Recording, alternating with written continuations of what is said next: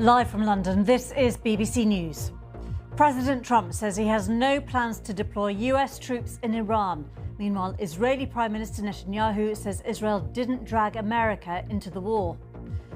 Energy prices soar in the UK and Europe as Iran and Israel continue to trade strikes on key energy facilities in the Gulf. Qatar calls energy plant strikes a dangerous escalation and says Iran must stop its attacks. An urgent public health alert is issued for England following a deadly meningitis outbreak in Kent, with more infections reported.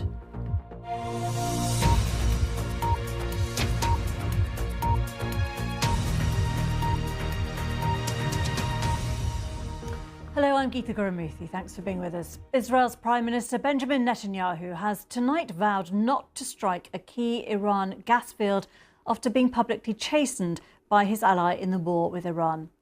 Well, President Trump had warned Israel not to carry out similar strikes after yesterday's attack on South Pars. Iran's response, striking the Ras Laffan gas facility in Qatar, caused markets to surge. And today, Iran attacked Haifa oil refinery, the largest oil processing facility in Israel.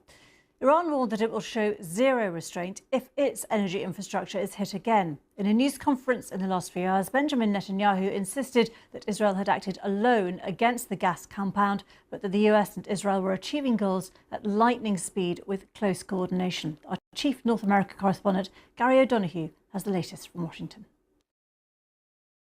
Day 20 of this war, but does Israel and the US have the same ends in sight?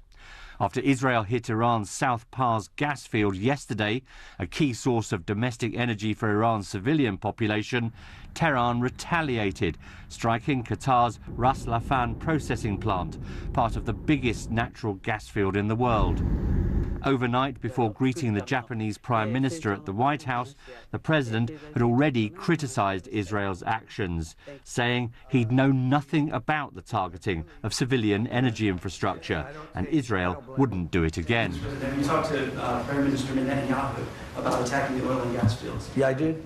I told him don't do that, and he won't do that. We didn't discuss. You know, we do. We're independent. We get along great. It's coordinated, but on occasion he'll do something, and if I don't like it, and so we're not doing that anymore.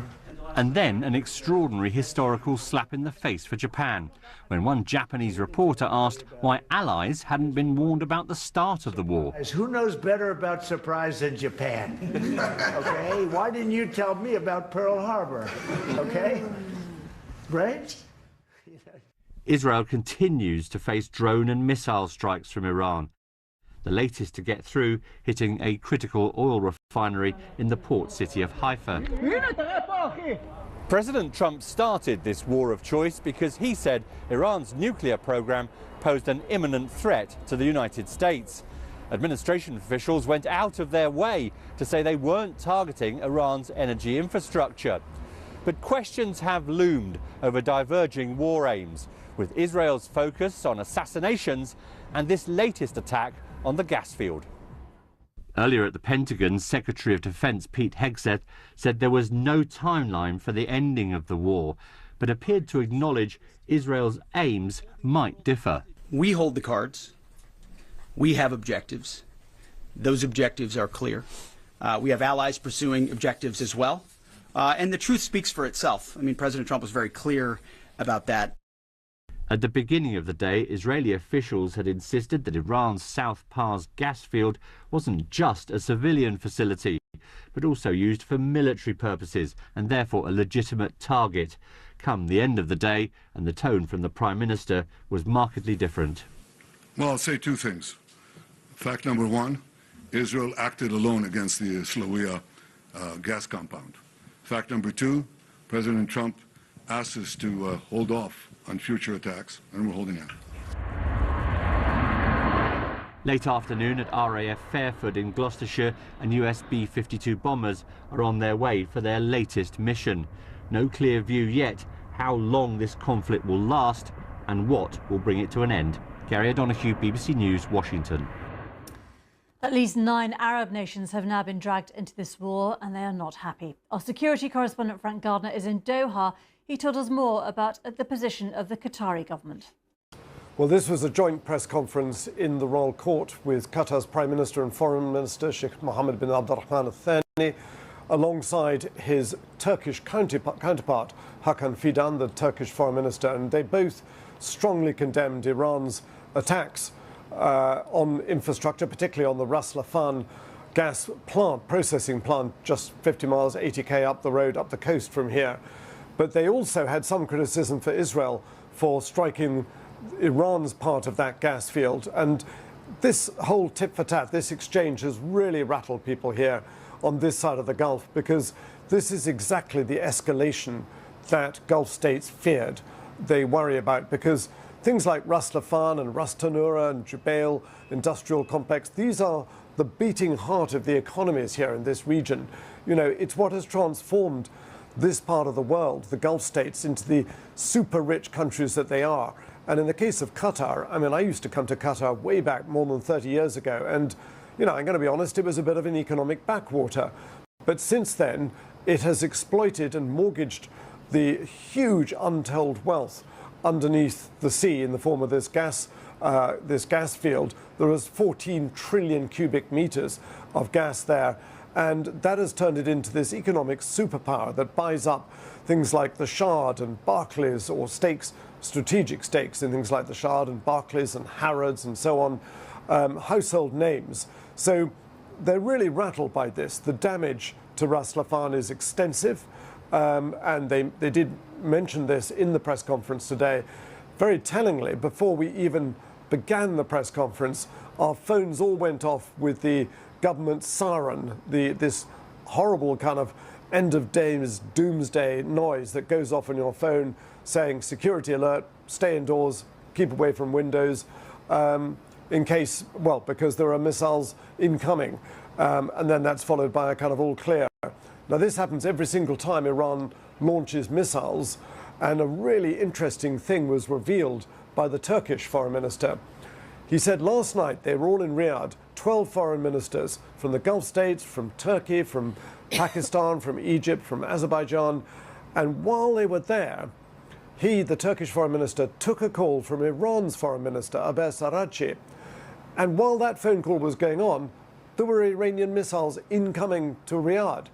So he said something, to his Iranian counterpart, what are you doing? Why are you sending missiles over? We're trying to have a meeting here to try and find ways to stop this. So that was a really interesting insight, I thought. Frank Gardner there in Doha. Well, just let me show you some live pictures that we're getting at the moment from Beirut, because we have seen a number of flashes in the sky there within the last hour or so. We know that Israeli airstrikes have been continuing in Lebanon, and Israel, of course, targeting the Hezbollah armed group as part of a spillover, in a sense, from the Iran conflict. A number of countries, including the French, have been calling for a ceasefire. But those are the live pictures at the moment from Beirut. Well, the war in the Middle East is continuing to drive up energy prices after those strikes on key facilities in Qatar and Iran. UK gas prices today soared over 20%. The price of gas in Europe is more than double the level seen before the conflict started. Our business correspondent Theo Leggett explains. First of all, the energy markets have, as you know, been incredibly volatile since the start of the conflict in the Middle East, and oil prices have risen from about $72 in late February per barrel up to $114 now. So a steep rise, and a significant rise of $7 or $8 today as well.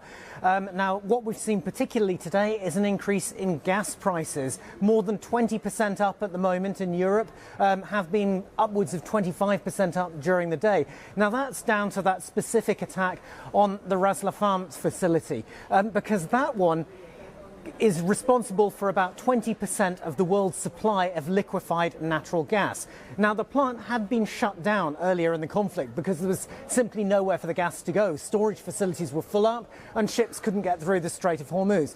That had already pushed up the price of gas. But what we've seen today is extensive damage to the facility. We don't know precisely what that damage is or how extensive it is. But that raises the prospect that this incredibly important facility may be out of action, not just just for weeks, as was already the case, but potentially for months, even over a year. There are precedents for fires in liquefied natural gas facilities causing a shutdown that lasts beyond a year. So that's what the energy markets are focusing on today.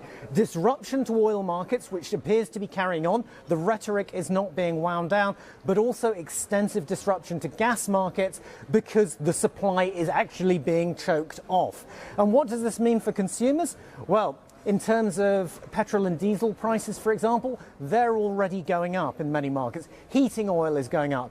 Jet fuel, jet kerosene, that's almost doubled since the start of the conflict. And then electricity and gas prices, it depends on the way nations regulate the sale of it. For example, here in Britain, electricity and gas prices are capped for set periods, but that cap will eventually have to rise.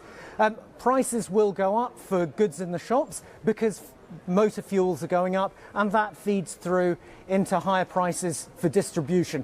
Manufacturing costs go up. So this could all lead to a rise in inflation, and that's partly why we've seen here in the UK the Bank of England resist the temptation to cut interest rates, as it was initially widely expected to do, because it now worries about the inflationary effects of higher oil and gas prices. So it's decided to keep interest rates stable for the moment. Theo Leggett there. General Wesley Clark is the former NATO Supreme Allied Commander. He gave me his assessment of the likelihood that Israel acted alone when it targeted the Iranian gas field, even though this war is a joint operation. A lot of this targeting is done by artificial intelligence. There's things moving very, very quickly. They're generating hundreds of targets per day, packaging the sorties out, arranging for the aircraft to be refueled in the air. People are very, very busy at the staff level and command level. And yes, it could have slipped through. Even though it was such a big and potentially controversial target, given we saw the Iranian response? Well, we all hope that this won't escalate. And I'm sorry the Iranians fired back. They didn't accept the word that it was a mistake, which is what the Israeli prime minister said. But hopefully this escalation will stop and this war can be halted. But the Iranians themselves have to recognize where they are, and they're in a no-win position at this time. They may still be able to lob missiles and fire some drones, but they do not have the capacity to prevail against Israel and the United States. And they need to come to a realization of this and surrender the nuclear materials. Let's get an arrangement that cuts off the heavy investment in ballistic missiles and work out some regional security agreements that protect everybody.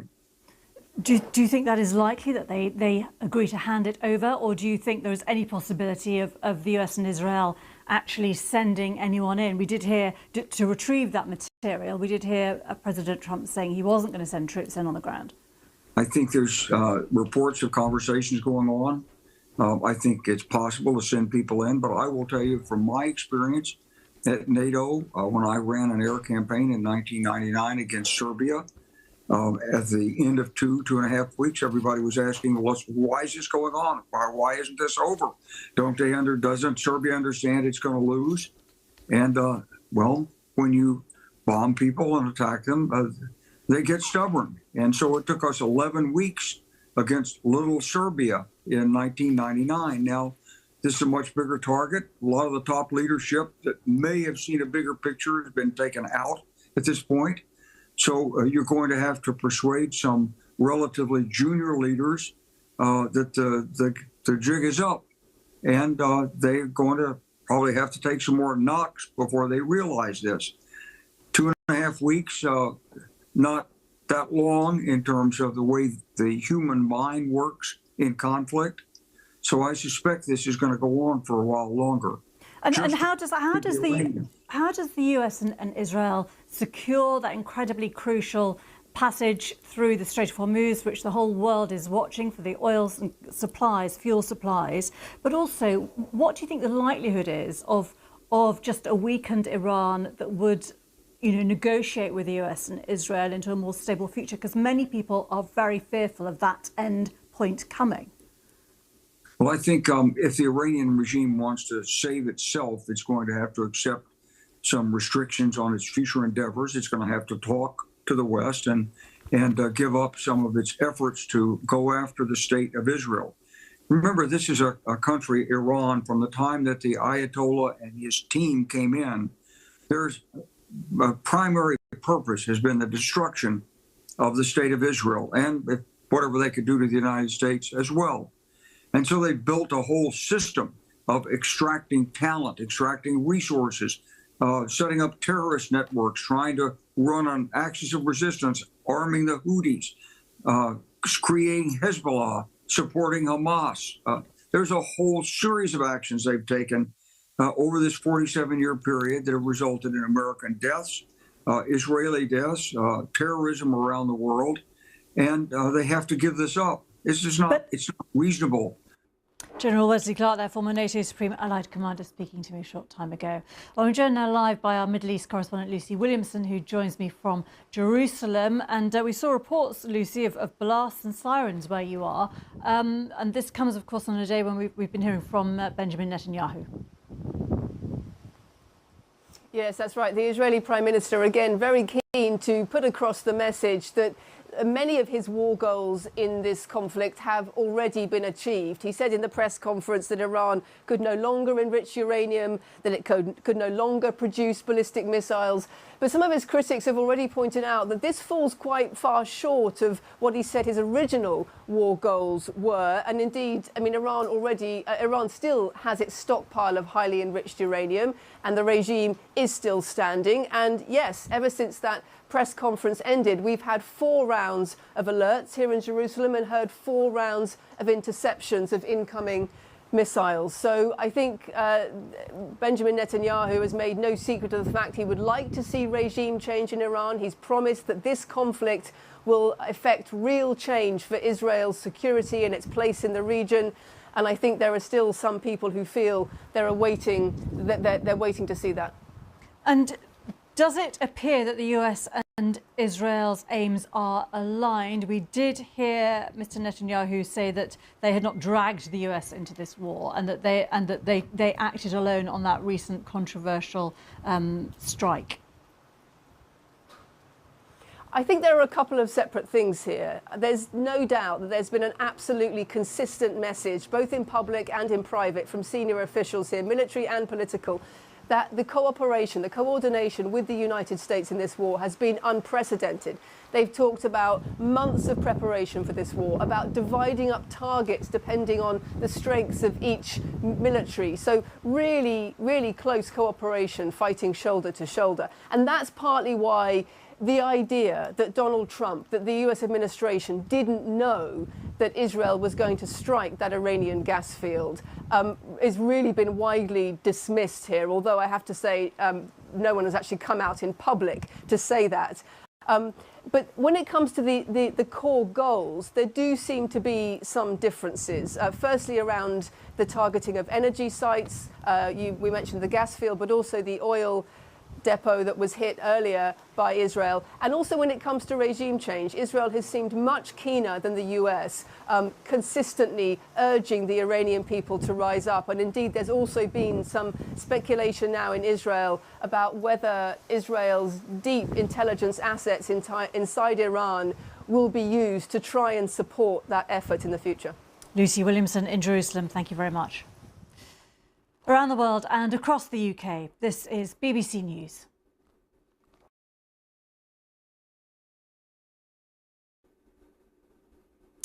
Now, for every day of this war, President Trump has been sharing his perspective and his thinking, whether in press conferences, in video statements or in posts on social media. In the last week, that's continued as strikes have been exchanged and pressure has built on the supply of oil and gas from the region. The BBC's analysis editor, Ros Atkins, has looked at what the president's been saying. As this war's continued, President Trump hasn't always been consistent. On Iran closing the Strait of Hormuz and America's allies, he told us this. And they should come and they should help us protect them. Then this was the next day. We don't need anybody. But the president also said this. We want them to come and help us with the strait. But America's allies largely declined to do this. The day after, Trump posted, "We do not need the help of anyone." We've also heard varying assessments of the conflict. On the 9th of March, the president said, "I think the war is very complete, pretty much." The same day, the Department of Defense said, "We've only just begun to fight." One reporter tried to clear this up. Mr. President, you've said the war is, quote, very complete, but your defense secretary says this is just the beginning. So which is it, and how long should Americans be prepared Well, I think for you could this war say to it last both. for? Days later, the president had an update on Iran's military. They have been literally obliterated. That language was familiar. Last year, the US attacked Iran's nuclear program. The president said it was totally obliterated. Though this war's been justified with claims Iran was weeks from a nuclear weapon, with no supporting evidence. Then there's Israel's targeting of Iran's South Pars natural gas facility and Iran's targeting of a Qatari energy complex. President Trump says he knew nothing about Israel's attack. Multiple reports suggest that is not true. The president then states no more attacks will be made by Israel on South Pars and adds if Iran attacks Qatar again, the US, with or without the help or consent of Israel, will massively blow up the entirety of the South Pars gas field. All of which means the president says the war is won while it continues, that the US wants help but says it doesn't need it, and that the nuclear program he said was obliterated last year needs to be stopped. Trump has long seen unpredictability as a strength, but as this war continues, it poses challenges for America's allies. Roz Atkins there. Away from the war for a moment, and here in the UK, the number of people with confirmed or suspected cases of meningitis related to an outbreak in Kent has risen to 27. The Health Secretary announced the offer of a meningitis vaccine is being extended to more people affected closely by the outbreak, including schools with cases. James Gallagher reports from Canterbury. There is huge demand for the meningitis vaccine here at the University of Kent. The queue was so long this afternoon that students were turned away and will have to come back tomorrow. Me and my friends were in the club, so when the girl was in there who had it, and then my mum told me earlier today that I was eligible, so we've calmed down. I think everyone's a bit shocked and a bit sad. Obviously, we've had people pass away, so that's really terrifying. We got here, obviously the queue was longer than we expected, and they are turning people away, but hopefully we can get a vaccine. And now the vaccine is going to be offered to even more people. This includes sixth formers who attend schools or colleges with suspected cases and anyone who visited the nightclub Chemistry between the 5th and 15th of March. Anyone who is eligible for a preventative antibiotic can now be immunised. The Health Secretary, Wes Streeting, visited campus to reassure students today. Given what we've seen in Canterbury, I've asked JCVI to provide me with fresh advice as to whether the general vaccination policy on meningitis B is in the right place. I await their advice and I will obviously act on their advice when I receive it. Look through the archives and we've always had meningitis outbreaks. This is the Gloucestershire outbreak in the 1980s. But if we look at the figures, we can see why Kent is so different. So far, in the current outbreak, there have been 27 confirmed or suspected cases, including 2 deaths. This has happened in less than a week. The Gloucestershire outbreak had 65 cases, including 2 deaths, but that took place over 4.5 years. So many cases in such a small space of time is what's unprecedented here, but the reasons why are elusive. Even the known links to club Chemistry don't really explain the speed of this outbreak. Teenagers and young adults sharing vapes and drinks isn't unusual. It happens up and down the country every weekend. So this is still an extraordinary outbreak in quite ordinary circumstances. Experts say it's not clear whether the bacteria causing the outbreak are spreading more readily or if they're finding it easier to cause severe disease. Could be a feature of this particular clone of bacterium that's got high levels of transmission or high levels of invasion. Of course, it could be something to do with the human behaviour that happened in that vicinity, so centred on the nightclub, or it could be to do with the environment in which both the people and the bacterium come together. And in many cases, it's a convergence of factors that's behind it. A deep clean is taking place inside Club Chemistry. It's too soon to say this outbreak has peaked. Officials will be watching to see if anyone infected here spreads the infection more widely. James Gallagher, BBC News. Well, as the war continues in the Middle East region, we're going to leave you with these pictures from Beirut. We have just been seeing flashes in the sky there in Lebanon, just in the last couple of minutes, in fact, as the Israeli move on Hezbollah continues. This is BBC News.